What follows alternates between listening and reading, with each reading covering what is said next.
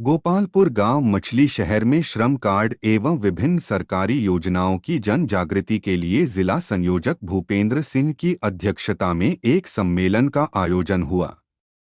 सम्मेलन के मुख्य अतिथि उप संयोजक अनिल पांडे काशी क्षेत्र ने श्रमिकों को श्रम कार्ड और विभिन्न सरकारी योजनाओं के बारे में विस्तार से बताया।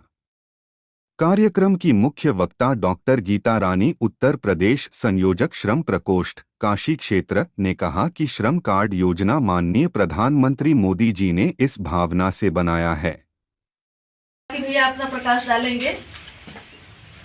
बच्चियों की जो शादी की जो योजना है, विवाह योजना है, तो उसमें क्या है कि आपकी बच्ची कम से कम 21 साल हो। पहले 18 साल था, लेकिन अब 21 साल इसलिए मोदी जी ने किया। अभी पिछले ही साल हुआ है विवाह का उम्र 21 साल इसलिए हुआ है ताकि बच्ची कम से कम ग्रेजुएट कर ले। 18 साल तक विवाह योग्य तो हो जाती हैं शारीरिक रूप से, लेकिन पढ़ाई उनकी क्या होती थी, छूट जाती थी।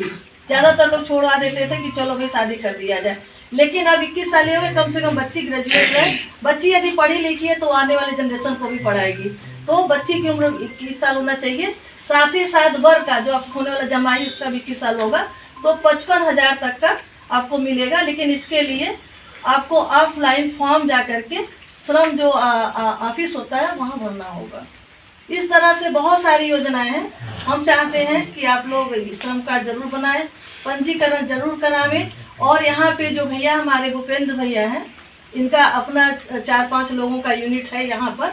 अब क्या करेंगे कि आगे भी जो विधानसभा ब्लॉक लेवल पर भी क्या पदाधिकारी उतारेंगे और जगह जगह कैंप लगाएंगे। जिनका नहीं बना है, हम चाहेंगे कि भैया जो है ऑफिस के लोगों को बुलावें, कैंप लगावें और जो जो योजनाएं आप लोग को ज़रूरत होती है, क्योंकि सारी योजनाएं एक साथ नहीं मिलेंगी। जैसी ज़रूरत होगी उस तरह की योजनाएं होगी और आप ले और अपना सुखमय जीवन बिताएं।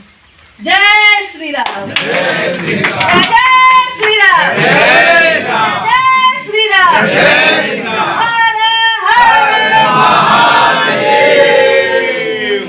जी का कि 500 साल के बाद हम लोग साक्षी हुए राम मंदिर को बनते हुए, श्री रामचंद्र जी की प्राण प्रतिष्ठा को देखते हुए।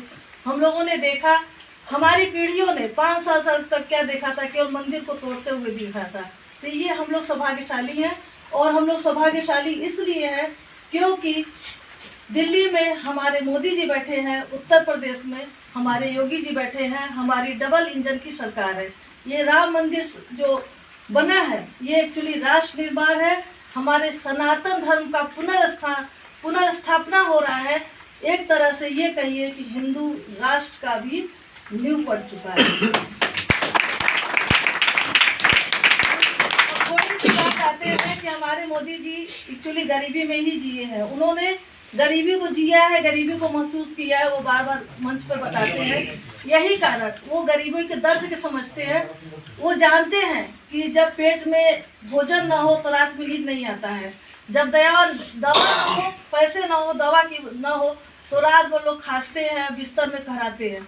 ये सारी चीज़ों को देखते हुए कि हमारा कोई भी नागरिक, चाहे वो देश के किसी भी कोने में रहे, भोजन के बिना न सोए और बीमारी में दवा के बिना, पैसे के बिना उसकी मृत्यु न हो जाए। हमारा कोई बच्चा छोटा है, वो पढ़ना चाह रहा है, पैसे के बिना उसकी शिक्षा अधूरी रह जाए। उसकी ख्वाहिश है। कई बार ऐसा होता था कि ख्वाहिश था लेकिन बच्चे नहीं पढ़ पाते थे, रिक्शा और ऑटो ही चलाते थे। लेकिन ये ख्वाहिश उसके मन में दबी न रह जाए, इसलिए हमारे माननीय मोदी जी ने श्रम कार्ड योजना चलाया हुआ है। और आज के डेट में मोदी जी का, कल अभी हमने सुना कि हमारे देश में 15% लोग जो गरीबी रेखा के नीचे रहते थे, बीपीएल थे, वो अब मध्यम वर्ग में आ गए। इसका मतलब कि हमारे देश की अर्थव्यवस्था जो गरीबी है वो धीरे धीरे खत्म हो रही है। हम आते हैं श्रम